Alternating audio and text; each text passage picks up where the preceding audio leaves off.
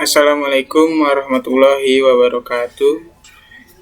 Kami dari kelompok 2 yang beranggotakan Arif Fajar Wibowo, Eki Triwimantoro, Novi Julianti, dan Yolanda Safitri yang akan mempresentasikan tentang manajemen dan lingkungan.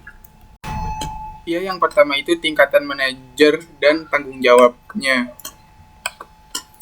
Tingkatan manajemen dalam organisasi dalam buku Handoko yang membagi manajer menjadi 3 golongan yang berbeda, yaitu manajer lini, manajer menengah, manajer puncak. Yang manajer lini itu tingkatan paling rendah dalam suatu organisasi, dan manajer menengah membawahi dan mengarahkan kegiatan para manajer lainnya. Yang manajer puncak adalah manajemen puncak bertanggung jawab atas keseluruhan manajemen organisasi lainnya. Sedangkan menurut cakupan kegiatannya, manajer dapat dibedakan menjadi 4 kelompok, sebagaimana dikemukakan dalam buku Siswanto, yaitu ada Dewan Direksi, Presiden Organisasi, Departemen atau Kepala Divisi, dan Manajer Hierarki pertama. Itu ada organisasi sebagai suatu sistem yang terdiri dari top manager. Top manager itu suatu tugas yang merencanakan kegiatan dan strategi perusahaan secara umum. Dan ada middle manager, yaitu pemimpin menengah dari suatu organisasi. Dan first-line manager itu tingkatan manajemen paling rendah dalam suatu organisasi. Dan non-manager itu sebagai posisi dari sebuah perusahaan yang tidak masuk pada bagian kemanajemenan. Selanjutnya itu ada Dewan Direksi, yaitu pemimpin perusahaan yang dipilih oleh para pemegang saham. Dan ada kepala bagian, kepala divisi, dan kepala seksi. Dan ada juga presiden organisasi, itu orang yang memimpin suatu organisasinya. Dan ada juga supervisor, orang yang memiliki wewenang untuk mengeluarkan perintah kepada rekan kerja yang bawahnya. Dan ada mandor, orang yang memimpin buruh-buruh lepas. Dan ada operator, jenis pekerjaan fungsional di dalam suatu industrinya. Selanjutnya itu ada peran-peran manajer. Dalam buku Siswanto, peran manajer dalam organisasi itu ada 3 bagian. Yang pertama, peran antar pribadi manajer, peran informasional manajer, peran pengambil keputusan manajer. Peran antar pribadi manajer itu ada 3 bagiannya, yaitu ada sebagai tokoh, pemimpin, dan penghubung. Dan peran informational manager ada sebagai pemantau, penyebar, dan juru bicara. Dan peran pengambil keputusan manajer itu sebagai wirausaha, pereda gangguan, pengolekasian sumber daya, dan perunding. Yang ketiga yaitu keterampilan manajer. Keterampilan yang harus dimiliki manajer itu ada 4 poin. Yang pertama, keterampilan konseptual atau conceptual skills, yaitu di mana kemampuan mental untuk mengkoordinasikan dan mengintegrasikan seluruh kepentingan dan kegiatan organisasi. Yang kedua ada keterampilan kemanusiaan, yaitu kemampuan untuk bekerja dengan memahami dan memotivasi orang lain, baik sebagai individu atau kelompok. Yang ketiga ada keterampilan administrasi, yaitu di mana seluruh keterampilan yang berkaitan dengan perencanaan, pengorganisasian, penyusunan kepegawaian, dan pengawasan. Dan terakhir yaitu keterampilan teknis, di mana kemampuan untuk menggunakan peralatan-peralatan, prosedur-prosedur, atau teknik-teknik dari suatu bidang tertentu seperti akuntansi, penjualan, permesinan, dan sebagainya. Yang keempat yaitu lingkungan organisasi. Setiap organisasi semuanya akan berinteraksi dengan lingkungan di mana organisasi berada. Organisasi yang bisa bertahan hidup adalah organisasi yang bisa menyesuaikan diri dengan perubahan lingkungan. Lingkungan organisasi dibagi menjadi 2, yaitu lingkungan eksternal langsung dan lingkungan umum perusahaan. Lingkungan eksternal langsung yaitu kekuatan-kekuatan yang berada di luar kemampuan atau kendali perusahaan yang berpengaruh secara langsung terhadap kinerja, organisasi, dan manajemen. Lingkungan ini meliputi pemasok, yaitu penyedia fasilitas dan sarana yang dibutuhkan oleh perusahaan. Kedua, ada pelanggan. Ketiga, lembaga keuangan. Keempat, pesaing. Dan kelima adalah pemerintah. Lalu lingkungan umum perusahaan ini adalah lingkungan yang tidak berpengaruh secara langsung terhadap kinerja organisasi dan hampir semua organisasi dipengaruhi oleh lingkungan tersebut. Komponen dari lingkungan umum meliputi 1 yaitu demografi, kedua ekonomi, ketiga alam, keempat teknologi, dan yang kelima adalah politik. Yang kelima ada hubungan lingkungan dan organisasi, yaitu untuk melihat bentuk pengaruh lingkungan ini ada 2 dimensi utama menurut James D. Thompson. Yang pertama adalah tingkat perubahan.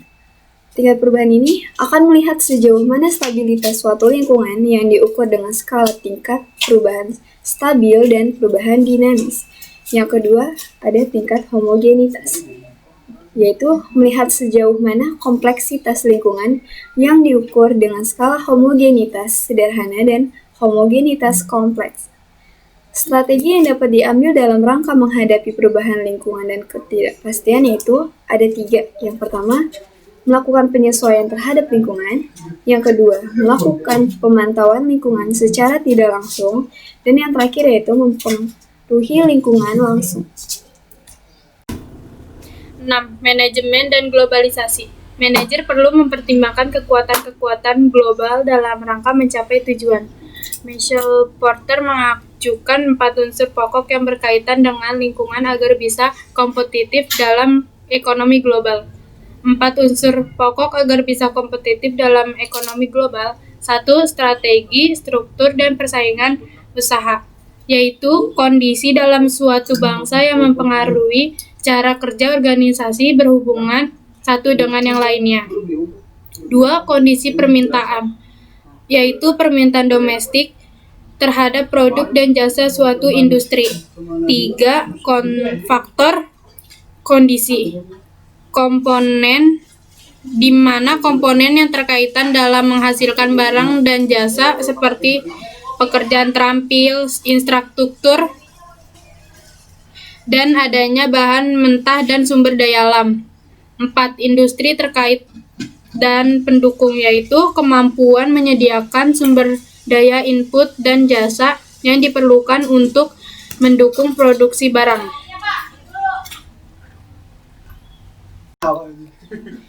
7. Pengertian dan manfaat budaya. Beberapa pendapat tentang pengertian budaya organisasi. Casway dan Leach. Budaya merupakan sistem nilai organisasi dan akan mempengaruhi cara pekerjaan dilakukan dan cara pegawai berperilaku. Wilkin. Sesuatu yang dianggap biasa dan dapat dibagi bersama yang diberikan orang terhadap lingkungan sosialnya. Budaya organisasi dapat diartikan sebagai wujud anggapan yang dimiliki, diterima secara implisit oleh kelompok ke dalam menentukan bagaimana sekelompok tersebut terasakan, pikirkan, dan bereaksi terhadap lingkungannya yang beraneka ragam. 3. Karakteristik budaya organisasi yang penting. 1. Budaya organisasi diberikan kepada karyawan baru melalui proses sosialisasi. 2. Budaya organisasi mempengaruhi perilaku kita di tempat kerja. 3. Budaya organisasi berlaku pada 2 tingkat yang berbeda.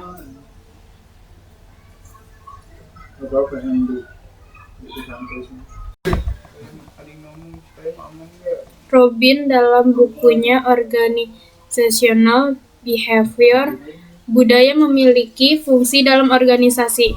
1. Budaya memiliki peran dalam menetapkan tapal batas, artinya bahwa budaya menciptakan perbedaan yang jelas antara organisasi yang satu dengan yang lainnya. 2. Budaya membawa suatu rasa identitas bagi anggota-anggota organisasinya. 3. Budaya mempermudah timbulnya komitmen yang lebih luas daripada kepentingan individual seseorang.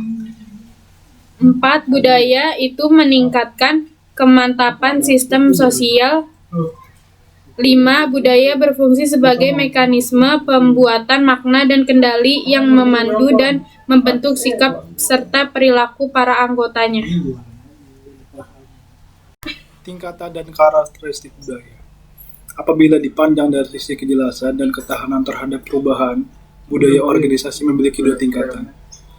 Yang pertama, budaya kasat mata. Budaya yang dapat dilihat dan didengar waktu berkeliling dalam organisasi sebagai seorang pengunjung, pelanggan, dan pegawai. Yang kedua, budaya merujuk pada nilai-nilai yang dianut bersama oleh orang-orang dalam kelompok dan cenderung bertahan sepanjang waktu. Budaya ini sangat sukar berubah karena anggota sering tidak sadar akan banyaknya nilai yang telah mengikat mereka bersama. 9. Tingkatan dan karakteristik budaya. Beberapa karakteristik budaya yang sering disebut sebagai elemen dasar dari dan konsep budaya. Budaya itu diciptakan, budaya itu dipelajari, budaya sosial diturunkan, budaya bersifat adaptif, budaya memberikan petunjuk. Peran pemimpin dalam menanamkan dan memperkuat aspek-aspek budaya. 1. Perhatian. 2. Reaksi terhadap krisis. 3. Permodalan peran. 4. Alokasi imbalan. 5. Kriteria menyeleksi dan memberhentikan. 10. Budaya dan subbudaya. Subbudaya pada umumnya untuk kelompok orang dengan nilai-nilai dan kepercayaan yang sama yang mendasari dan tampak pada karakteristik personal. Orang-orang dalam organisasi harus merasa nyaman bekerja bersama dalam batasan subbudaya yang diakui. Organisasi berisikan subbudaya yang berhubungan dengan subbudaya pekerjaan, subbudaya rasial, subbudaya umur dan generasional, subbudaya gender. 11. Budaya yang adiktif. Kreitner dan Kinitsky mengusulkan 3 perspektif untuk menjelaskan tipe budaya yang meningkatkan prestasi ekonomis organisasi. 1. Perspektif kekuatan, memprediksi hubungan signifikan antara kekuatan budaya, organisasi, dan prestasi finansial jangka panjang. 2. Perspektif kesesuaian, mengasumsikan bahwa budaya harus sesuai dengan konteks strategis atau bisnisnya. 3. Perspektif adaptasi, mengasumsikan bahwa budaya yang bersifat adaptif meningkatkan prestasi finansial organisasi. Perilaku dan etika individu. Nilai-nilai dan keyakinan organisasi merupakan dasar dari budaya organisasi.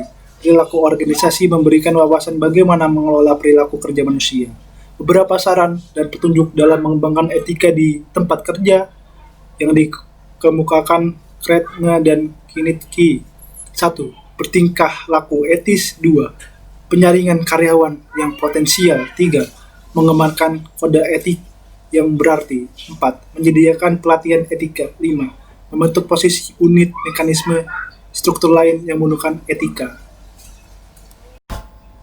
Sekian dari kelompok 2, kami ucapkan terima kasih. Wassalamualaikum warahmatullahi wabarakatuh.